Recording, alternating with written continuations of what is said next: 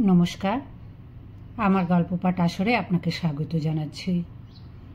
আমার আজকের নিবেদন রবীন্দ্রনাথ ঠাকুরের ছোট গল্প তারাপ্রসন্নের কীর্তি।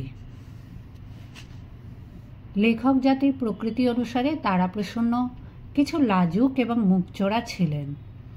লোকের কাছে বাহির হইতে গেলে তাহার সর্বনাশ উপস্থিত হইত। ঘরে বসিয়া কলম চালাইয়া তাহার দৃষ্টিশক্তি ক্ষীণ, পিঠ একটু কুঁজা, সংসারের অভিজ্ঞতা অতি অল্প। লৌকিকতার বাঁধি বোল সকল সহজে তাহার মুখে আসিত না। এই জন্য গৃহদুর্গের বাহিরে তিনি আপনাকে কিছুতেই নিরাপদ মনে করিতেন না। লোকেও তাহাকে একটা উজবুক রকমের মনে করিত, এবং লোকেরও দোষ দেওয়া যায় না। মনে করো, প্রথম পরিচয়ে একটি পরম ভদ্রলোক উচ্ছ্বসিত কণ্ঠে তারাপ্রসন্নকে বলিলেন, মহাশয়ের সহিত সাক্ষাৎ হয়ে যে কি পর্যন্ত আনন্দ লাভ করা গেল তা এক মুখে বলতে পারিনে। তারাপ্রসন্ন নিরুত্তর হইয়া নিজে দক্ষিণ করতল বিশেষ মনোযোগপূর্বক নিরীক্ষণ করিতে লাগিলেন। হঠাৎ সে নীরবতার অর্থ এইরূপ মনে হয়, তা তোমার আনন্দ হয়েছে সেটা খুব সম্ভব বটে, কিন্তু আমার যে আনন্দ হয়েছে এমন মিথ্যা কথাটা কি করে মুখে উচ্চারণ করব তাই ভাবছি।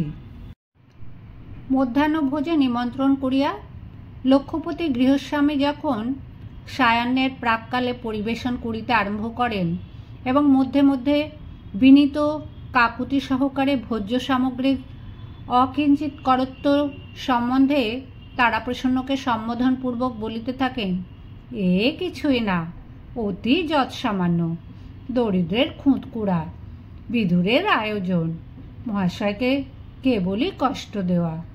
তারাপ্রসন্ন চুপ করিয়া থাকেন, যেন কথাটা এমনই প্রামাণিক যে তাহার আর উত্তর সম্ভবে না।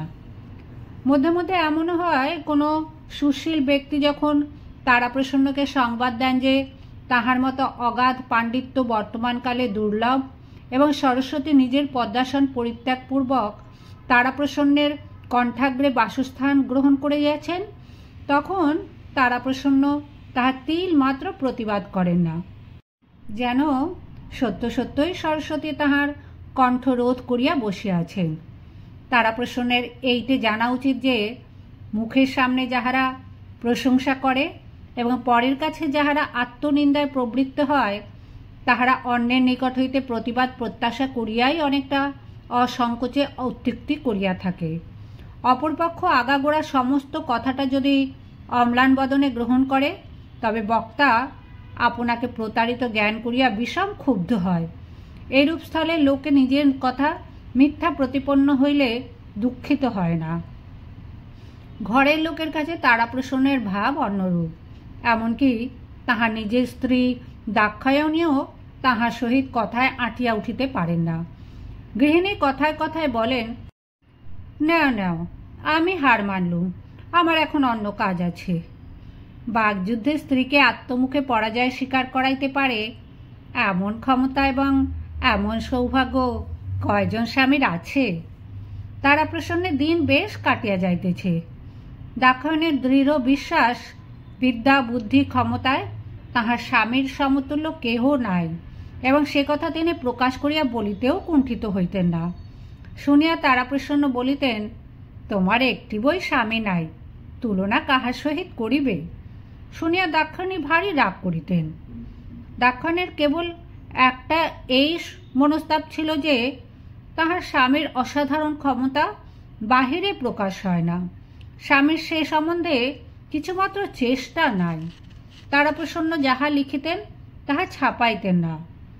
অনুরোধ করিয়া দাক্ষায়ণী মাঝে মাঝে স্বামী লেখা শুনিতেন। যতই না বুঝিতেন ততই আশ্চর্য হইয়া যাইতেন।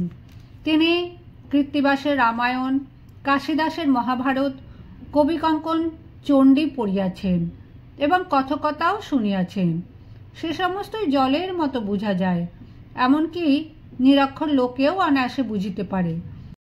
কিন্তু তাহার স্বামীর মতো এমন সম্পূর্ণ দুর্বোধ হইবার আশ্চর্য ক্ষমতা তিনি ইতিপূর্বে কোথাও দেখেন নাই। তিনি মনে মনে কল্পনা করিতেন, এই বই যখন ছাপানো হইবে এবং কেহ এক অক্ষর বুঝিতে পারিবে না, তখন দেশশুদ্ধ লোক বিস্ময়ে কিরূপ অভিভূত হইয়া যাইবে। সহস্র বার করিয়া স্বামীকে বলিতেন, এসব লেখা ছাপাও। স্বামী বলিতেন, বই ছাপানো সম্বন্ধে ভগবান মনু স্বয়ং বলে গেছেন, প্রবৃত্তিরেষা ভূতানাম নিবৃত্তিস্তু মহাফলা। তারাপ্রসন্নের 4টি সন্তান, 4ই কন্যা। দাক্ষায়ণী মনে করিতেন সেটা গর্ভধারিণীরই অক্ষমতা। এই জন্য তিনি আপনাকে প্রতিভা সম্পন্ন স্বামীর অত্যন্ত অযোগ্য স্ত্রী বলিয়া মনে করিতেন। যে স্বামী কথায় কথায় এমন সকল দুরূহ গ্রন্থ রচনা করেন, তাহার স্ত্রীর গর্ভে কন্যা বই আর সন্তান হয় না, স্ত্রীর পক্ষে এমন অপটুতার পরিচয় আর কি দিব। প্রথম কন্যাটি যখন পিতার বক্ষের কাছ পর্যন্ত বাড়িয়া উঠিল, তখন তারাপ্রসন্নের নিশ্চিন্ত ভাব ঘুচিয়া গেল। তখন তাহার স্মরণ হইল, একে একে 4টি কন্যারই বিবাহ দিতে হইবে এবং সেজন্য বিস্তর অর্থের প্রয়োজন। গৃহিণী অত্যন্ত নিশ্চিন্ত মুখে বলিলেন, তুমি যদি একবার একটুখানি মন দাও, তাহা হইলে ভাবনা কিছুই নাই। তারাপ্রসন্ন কিঞ্চিৎ ব্যগ্রভাবে কহিলেন, সত্য নাকি? আচ্ছা বলো দেখি কি করিতে হইবে। দাক্ষায়ণী সংশয় শূন্য নিরুদ্বিগ্নভাবে বলিলেন, কলিকাতায় চলো, তোমার বইগুলো ছাপাও, 5 জন লোকে তোমাকে জানুক, তারপরে দেখো দেখি টাকা আপনি আসে কিনা। স্ত্রীর আশ্বাসে তারাপ্রসন্ন ক্রমে আশ্বাস লাভ করিতে লাগিলেন এবং মনে প্রত্যয় হইল, তিনি ইস্তক নাকাদ বসিয়া বসিয়া যত লিখিয়াছেন, তাহাতে পাড়া শুদ্ধ লোকের কন্যাদায় মোচন হইয়া যায়। এখন কলিকাতায় যাইবার সময় ভারী গোল পড়িয়া গেল। দাক্ষায়ণী তাহার নিরাপয় নিঃসহায় সযত্ন পালিত স্বামীটিকে কিছুতেই একলা ছাড়িয়া দিতে পারেন না। তাহাকে খাওয়াইয়া পড়াইয়া নিত্য নৈমিত্তিক কর্তব্য স্মরণ করাইয়া সংসারের বিবিধ উপদ্রব হইতে কে রক্ষা করিবে? কিন্তু অনভিজ্ঞ স্বামীও অপরিচিত বিদেশে স্ত্রী কন্যা সঙ্গে করিয়া লইয়া যাইতে অত্যন্ত ভীত ও অসম্মত।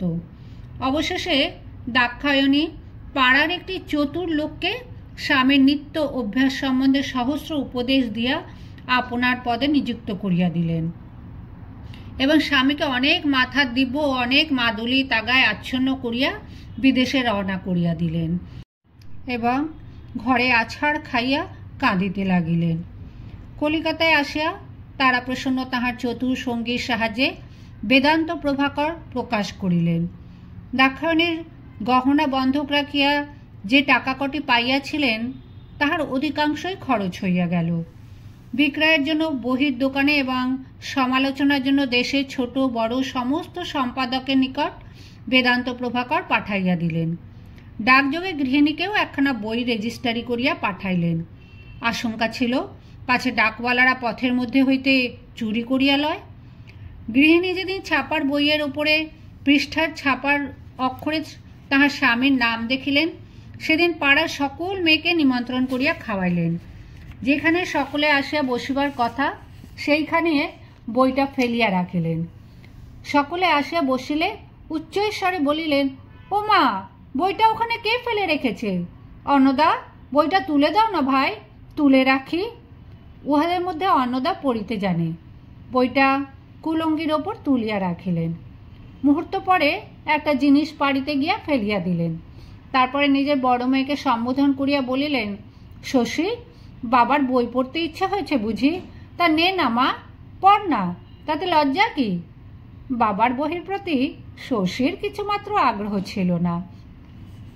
কিছুক্ষণ পরেই তাহাকে ভৎসনা করিয়া বলিলেন, ছি মা, বাবার বই অমন করে নষ্ট করতে নেই, তোমার কমলা দিদির হাতে দাও, উনি ওই আলমারির মাথায় তুলে রাখবেন। বহির যদি কিছুমাত্র চেতনা থাকিত, তাহা হইলে সেই একদিনের উৎপীড়নে বেদান্তের প্রাণান্ত পরিচ্ছেদ হইত। একে একে কাগজের সমালোচনা বাহির হইতে লাগিল। গৃহিণী যাহা ঠাউরাইয়াছিলেন তাহা অনেকটা সত্য হইয়া দাঁড়াইল। গ্রন্থের এক অক্ষর বুঝিতে না পারিয়া দেশ শুদ্ধ সমালোচক একেবারে বিহ্বল হইয়া উঠিল। সকলেই এক বাক্যে কহিল, এমন সারবান গ্রন্থ ইতিপূর্বে প্রকাশিত হয় নাই। যে সকল সমালোচক রেনল্ডসের লন্ডন রহস্যের বাংলা অনুবাদ ছাড়া আর কোনো বই স্পর্শ করিতে পারে না, তাহারা অত্যন্ত উৎসাহের সহিত লিখিল, দেশের ঝুড়ি ঝুড়ি নাটক নভেলের পরিবর্তে যদি এমন দুই একখানি গ্রন্থ মধ্যে মধ্যে বাহির হয়, তবে বঙ্গ সাহিত্য বাস্তবিকই পাঠ্য হয়। যে ব্যক্তি পুরুষানুক্রমে বেদান্তের নাম কখনো শোনে নাই, সেই কেবল লিখিল, তারাপ্রসন্নবাবুর সহিত সকল স্থানে আমাদের মতের মিল হয় নাই, স্থানাভাববশত এ স্থলে তাহার উল্লেখ করিলাম না, কিন্তু মোটের ওপরে গ্রন্থকারের সহিত আমাদের মতের অনেক ঐক্যই লক্ষিত হয়। কথাটা যদি সত্য হইত, তাহা হইলে মোটের ওপর গ্রন্থখানি পুড়াইয়া ফেলা উচিত ছিল। দেশের যেখানে যত লাইব্রেরি ছিল এবং ছিল না, তাহার সম্পাদকগণ মুদ্রার পরিবর্তে মুদ্রাঙ্কিত পত্রে তারাশঙ্করের গ্রন্থ ভিক্ষা চাইয়া পাঠাইলেন। অনেকেই লিখিল, আপনার এই চিন্তাশীল গ্রন্থে দেশের একটি মহৎ অভাব দূর হইয়াছে। চিন্তাশীল গ্রন্থ কাহাকে বলে তারাপ্রসন্ন ঠিক বুঝিতে পারিলেন না, কিন্তু পুলকিত চিত্তে ঘর হইতে মাসুল দিয়া প্রত্যেক লাইব্রেরিতে বেদান্ত প্রভাকর পাঠাইয়া দিলেন। এইরূপে অজস্র স্তুতি বাক্যে তারাপ্রসন্ন যখন অতিমাত্র উৎফুল্ল হইয়া উঠিয়াছেন, এমন সময় পত্র পাইলেন দাক্ষায়ণের পঞ্চম সন্তান সম্ভাবনা অতি নিকটবর্তী হইয়াছে। তখন রক্ষকটিকে সঙ্গে করিয়া অর্থ সংগ্রহের জন্য দোকানে গিয়া উপস্থিত হইলেন। সকল দোকানদার এক বাক্যে বলিল, একখানি বইও বিক্রয় হয় নাই। কেবল এক জায়গায় শুনিলেন মফস্বল হইতে কে একজন তাহার এক বই চাহিয়া পাঠাইয়াছিল এবং তাহাকে ভ্যালুয়েবল পাঠানোও হইয়াছিল, কিন্তু বই ফেরত আসেছে, কেহ গ্রহণ করে নাই। দোকানদারকে তাহার মাসুল দণ্ড দিতে হইয়াছে। সেজন্য সে বিষম আক্রোশে গ্রন্থকারের সমস্ত বই তখনই তাহাকে প্রত্যাপন করিতে উদ্যত হইল। গ্রন্থকার বাসায় ফিরিয়া আসিয়া অনেক ভাবিলেন, কিন্তু কিছুই বুঝিয়া উঠিতে পারিলেন না। তাহার চিন্তাশীল গ্রন্থ সম্বন্ধে যতই চিন্তা করিলেন, ততই অধিকতর উদ্বিগ্ন হইয়া উঠিতে লাগিলেন। অবশেষে যে কয়টি টাকা অবশিষ্ট ছিল, তাহাই অবলম্বন করিয়া অবিলম্বে গৃহাভিমুখে যাত্রা করিলেন। তারাপ্রসন্ন গৃহিণীর নিকট আসিয়া অত্যন্ত আড়ম্বরের সহিত প্রফুল্লতা প্রকাশ করিলেন। দাক্ষায়ণী শুভ সংবাদের জন্য সহাস্য মুখে প্রতীক্ষা করিয়া রহিলেন। তখন তারাপ্রসন্ন একখানে গৌড় বার্তাবহ আনিয়া গৃহিণীর ক্রোড়ে ফেলিয়া দিলেন। পাঠ করিয়া তিনি মনে মনে সম্পাদকের অক্ষয় ধনপুত্র কামনা করিলেন এবং তাহার লেখনীর মুখে মানসিক পুষ্পচন্দন অর্ঘ্য উপহার দিলেন। পাঠ সমাপন করিয়া আবার স্বামীর মুখের দিকে চাহিলেন। স্বামী তখন নবপ্রভাত আনিয়া খুলিয়া দিলেন। পাঠ করিয়া আনন্দ বিহ্বলা দাক্ষায়ণী আবার স্বামীর মুখের প্রতি প্রত্যাশাপূর্ণ স্নিগ্ধ নেত্র উত্থাপিত করিলেন। তখন তারাপ্রসন্ন একখণ্ড যুগান্তর বাহির করিলেন। তাহার পর ভারত ভাগ্য চক্র, তাহার পর শুভ জাগরণ, তাহার পর অরুণালক, তাহার পর সংবাদ তরঙ্গভঙ্গ, তাহার পর আশা, আগমনী, উচ্ছ্বাস, পুষ্পমঞ্জরি, সহচরী, সীতা গেজেট, অহল্যা লাইব্রেরি প্রকাশিকা, ললিত সমাচার, কোটাল, বিশ্ববিচারক, লবণ্য লতিকা। হাসিতে হাসিতে গৃহিণীর আনন্দাশ্রু পড়িতে লাগিল। চোখ মুছিয়া আর একবার স্বামীর কীর্তি রশ্মি সমুজ্জ্বল মুখের দিকে চাহিলেন। স্বামী বলিলেন, এখনো অনেক কাগজ বাকি আছে। দাক্ষায়ণী বললেন, সে বিকালে দেখিব, এখন অন্য খবর কি বলো? তারাপ্রসন্ন বলিলেন, এবার কলিকাতায় গিয়া শুনিয়া আসিলাম লাট সাহেবের মেম একখানা বই বাহির করিয়াছে, কিন্তু তাহাতে বেদান্ত প্রভাকরের কোনো উল্লেখ করেন নাই। দাক্ষায়ণী বলিলেন, আহা, ওসব কথা নয়, আর কি আনলে বলো না। তারাপ্রসন্ন বলিলেন, কতগুলো চিঠি আছে। তখন দাক্ষায়ণী স্পষ্ট করিয়া বলিলেন, টাকা কত আনলে? তারাপ্রসন্ন বলিলেন, বিধুভূষণের কাছে 5 টাকা হাওলাত করে এনেছি। অবশেষে দাক্ষায়ণী যখন সমস্ত বৃত্তান্ত শুনিলেন, তখন পৃথিবীর সাধুতা সম্বন্ধে তাহার সমস্ত বিশ্বাস বিপর্যস্ত হইয়া গেল। নিশ্চয়ই দোকানদারেরা তাহার স্বামীকে ঠকাইয়াছে এবং বাংলাদেশের সমস্ত ক্রেতা ষড়যন্ত্র করিয়া দোকানদারদের ঠকাইয়াছে। অবশেষে সহসা মনে হইল, যাহাকে নিজের প্রতিনিধি করিয়া স্বামীর সহিত পাঠাইয়াছিলেন সেই বিধুভূষণ দোকানদারদের সঙ্গে তলে তলে যোগ দিয়াছে। এবং যত বেলা যাইতে লাগিল ততই তিনি পরিষ্কার বুঝিতে পারিলেন ও পাড়ার বিশ্বম্ভর চাটুর্যে তাহার স্বামীর পরম শত্রু নিশ্চয়ই এ সমস্ত তাহারই চক্রান্তে ঘটিয়াছে। তাই বটে, যেদিন তাহার স্বামী কলিকাতায় যাত্রা করেন তাহার 2 দিন পরেই বিশ্বম্ভরকে বটতলায় দাঁড়াইয়া কানাইপালের সহিত কথা কহিতে দেখা গিয়াছিল। কিন্তু বিশ্বম্ভর মাঝে মাঝেই প্রায় কানাইপালের সহিত কথাবার্তা কয় নাকি, এই জন্য তখন কিছু মনে হয়নি। এখন সমস্ত জলের মতো বোঝা যাইতেছে।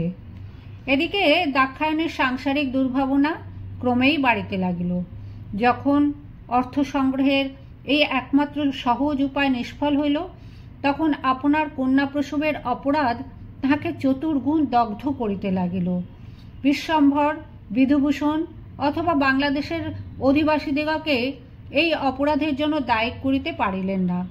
সমস্তই একলা নিজের স্কন্ধে তুলিয়া লইতে হইল। কেবল যে মেয়েরা জন্মিয়াছে এবং জন্মিবে তাহাদিগকেও কিঞ্চিত কিঞ্চিত অংশ দিলেন। অহরাত্র মুহূর্তের জন্য তাহার মনে আর শান্তি রহিল না। আসন্ন প্রসবকালে দাক্ষায়ণীর শারীরিক অবস্থা এমন হইল যে সকলের বিশেষ আশঙ্কার কারণ হইয়া দাঁড়াইল।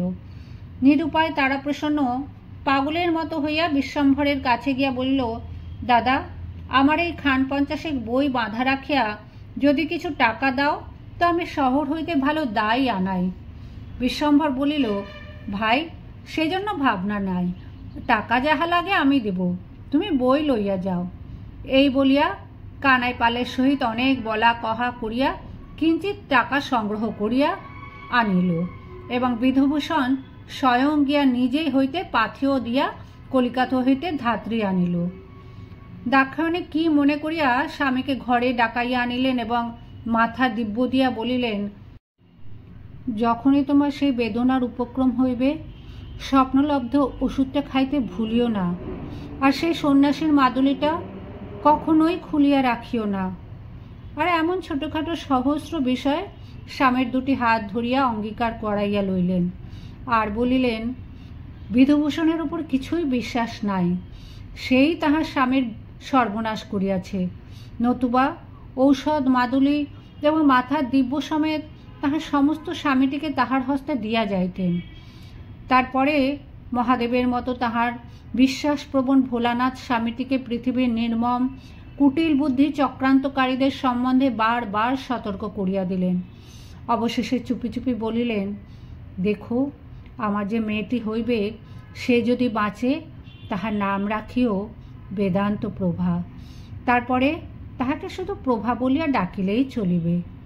এই বলিয়া স্বামীর পায়ের ধুলা মাথায় লইলেন।